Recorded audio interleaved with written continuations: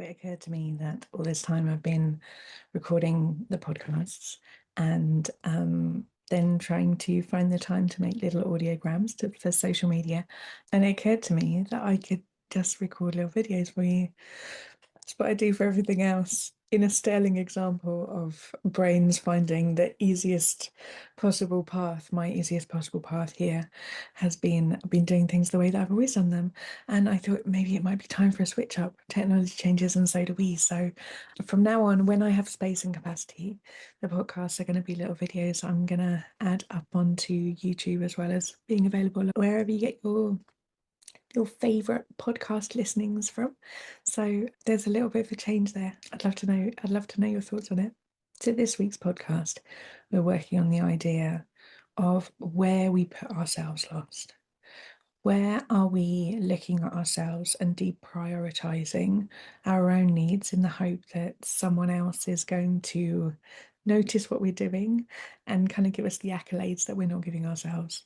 And most of us have been brought up to believe that deprioritizing ourselves, putting ourselves last, putting our own needs on the back burner, making sure that we are the last one to get food, to get a seat, to get a voice in the room, we are the last ones to speak, that those are the kind of things that enable us to become good people. Those are the things that allow us to be liked and cherished, and our brain receives all of that as safe. And rather than deciding whether that's right or wrong, I invite you this week to just get a little bit curious and go, when I put myself last, whose voice encouraged me to do that? Where did I learn that from? And not focusing on the rightness or the wrongness of it, but do I like it? Is it something that I want to continue doing? Is that something that I want to perpetuate in the world, that I want people around me to see is an okay way to treat another human, let alone another way to treat me? Because I have found that there can be a sort of hidden resentment that comes from this level of exhaustion of constantly putting other people first, constantly prioritizing others, leads to this hollow echo of when is my time? Why are you not noticing all the stuff that I'm doing all the time for everybody else?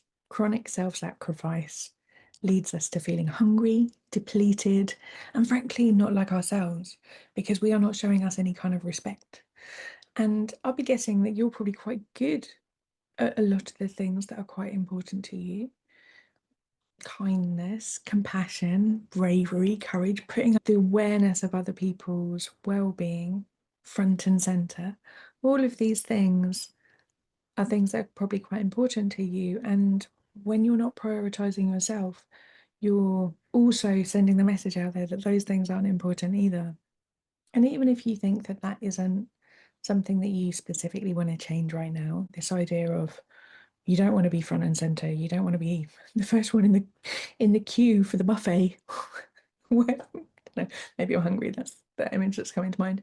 But if this is something that you see out in the world as often as I do, is it something that you want for the people around you? Is it something that you want for your daughters, your nieces, your sisters, your friends? Do you want them to always be back of the queue?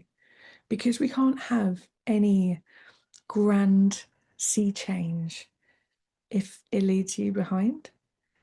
There has to be something that includes all of us, or the whole pattern sort of gets caught and snagged on something. We all need to be treated with the same kind of care and compassion that most of us would hope for other people, and that has to include ourselves.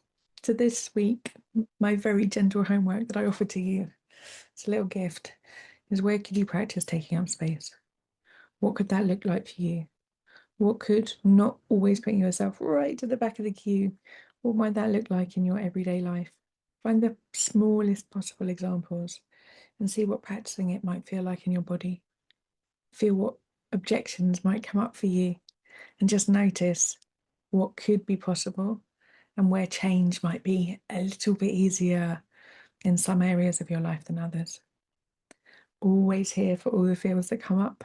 Do feel free to either drop a comment underneath the video, I guess, but also to drop me an email or whatever is going on for you. I'm here to support the stuff that comes up with the ideas and the missives that I send every week. And I look forward to speaking to you next week.